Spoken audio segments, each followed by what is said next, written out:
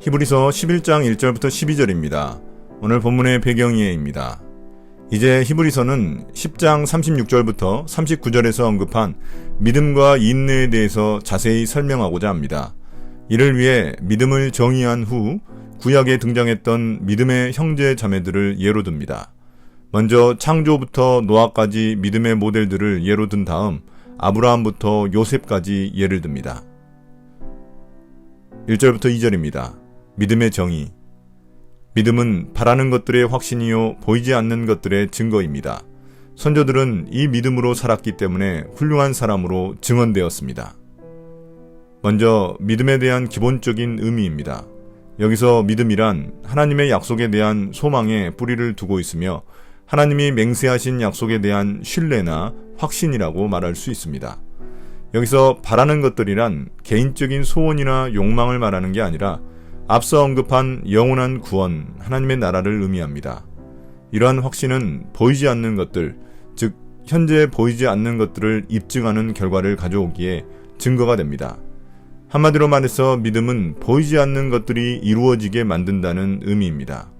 이러한 바라고 보이지 않는 것들에 대한 확신은 온갖 시험과 고난을 인내할 수 있는 동기를 부여합니다.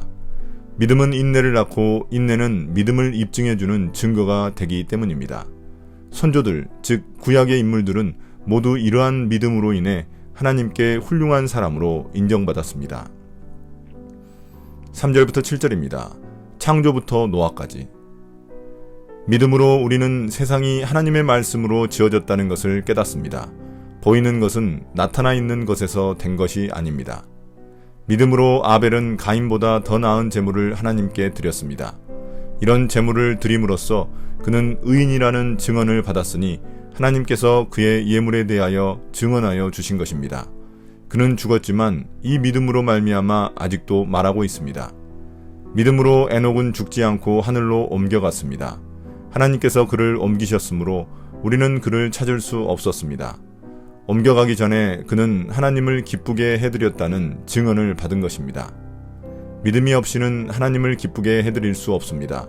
하나님께 나아가는 사람은 하나님이 계시다는 것과 하나님은 자기를 찾는 사람들에게 상을 주시는 분이시라는 것을 믿어야 합니다. 믿음으로 노아는 하나님께서 아직 보이지 않는 일들에 대하여 경고하셨을 때 하나님을 경외하고 방주를 마련하여 자기 가족을 구원하였습니다.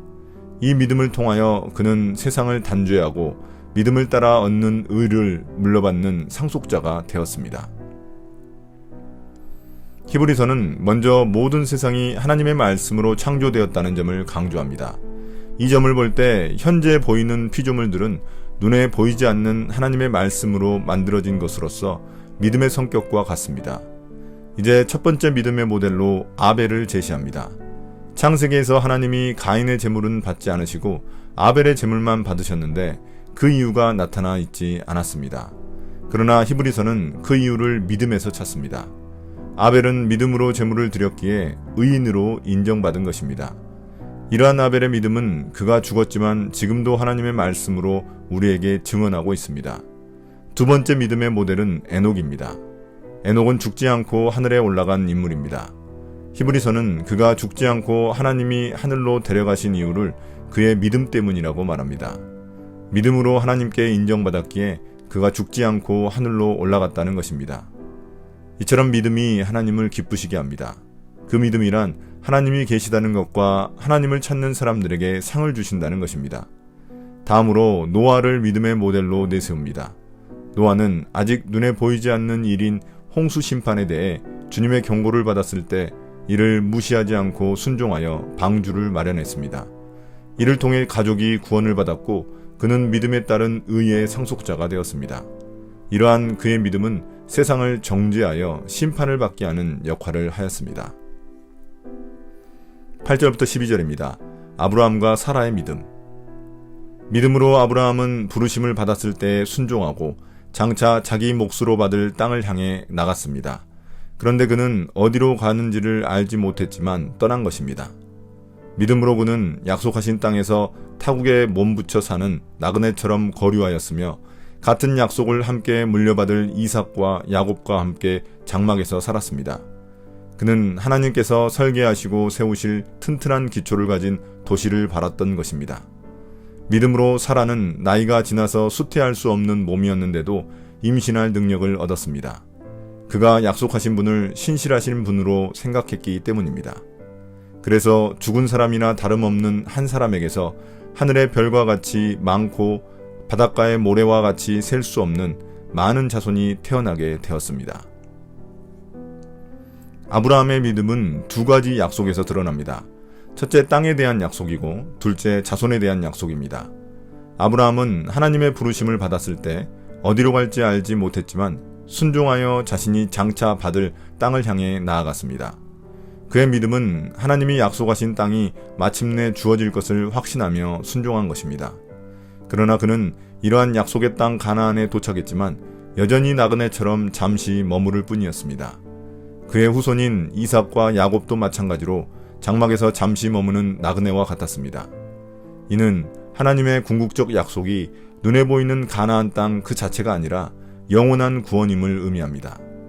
그가 진정으로 바라던 곳은 가나안 땅이 아닌 하나님이 견고한 기초 위에 세우신 튼튼한 도시였습니다. 이 도시는 영원한 구원, 하나님의 나라를 의미합니다. 한편 아브라함의 아내 사라 역시 아이를 가질 수 없는 몸이었는데도 믿음으로 임신할 능력을 얻었습니다. 사라의 믿음은 하나님께서 약속하신 보이지 않는 아들을 주실 것을 확신하는 믿음이었습니다. 이로 인해 아브라함은 자녀를 가질 수 없는 죽은 사람이나 다름없었으나 하늘의 별, 바닷가의 모래와 같이 수많은 자손을 낳은 조상이 되었습니다. 이처럼 아브라함과 사라의 믿음은 보이지 않는 것들을 입증하는 결과를 가져왔습니다. 이 모든 이야기는 우리들에게 하나님의 약속은 아무리 불가능해 보일지라도 반드시 실현된다는 사실을 증언해 줍니다. 오늘의 묵상 포인트입니다. 첫 번째, 하나님은 누구신가? 하나님은 믿음으로 사는 사람을 기뻐하시고 인정해 주십니다. 하나님은 우리의 필요를 즉시 채워주시기보다 먼저 약속을 주시고 믿음을 요구하십니다. 우리가 원하는 필요보다 믿음으로 사는 일이 더 중요하고 그 자체가 더 큰 상이기 때문입니다. 믿음은 주님을 기쁘시게 할 뿐만 아니라 우리에게도 복된 삶이 됩니다. 두 번째, 우리에게 주시는 교훈은 무엇인가? 믿음은 믿음의 행동을 수반합니다. 아벨은 믿음으로 제물을 드렸고 노아는 믿음으로 방주를 만들었고 아브라함은 믿음으로 고향을 떠나 타국에서 나그네처럼 살았습니다. 믿는다고 말하면서도 믿음의 행동이 없다면 그 믿음의 고백이 진실한지 살펴봐야 합니다. 오늘의 기도입니다. 주님, 저의 믿음이 일상에서 믿음의 행동으로 드러나게 해주십시오. 믿음으로 보이지 않는 약속을 신뢰하며 행동하게 해주십시오. 예수님 이름으로 기도드립니다. 아멘.